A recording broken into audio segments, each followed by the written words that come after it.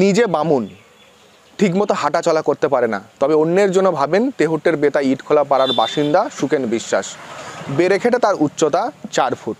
অনেকেই তাকে নিয়ে হাসাহাসি করেন, তাতে থোড়াই কেয়ার। নিজের বাবার কাঠমিলে কাজ করে জমানো টাকা থেকে বারবার সাধারণ মানুষের পাশে দাঁড়ান।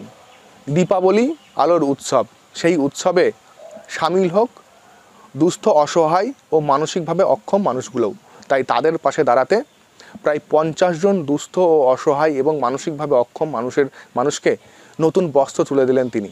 আমি একটা ব্রাহ্মণ মানুষ, আমি একটা প্রতিবন্ধী মানুষ, আমি অসহায়দের পাশে আমি থাকি।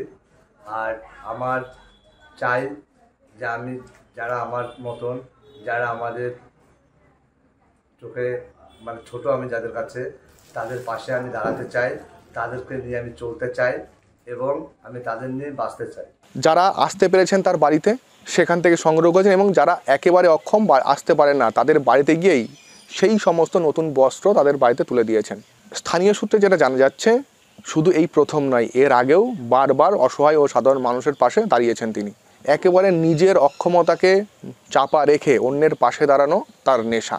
একেবারে নিজের জমানো পয়সায় মানুষের পাশে দাঁড়ানো, সাধারণ মানুষের প্রশংসা কুড়িয়েছেন তিনি।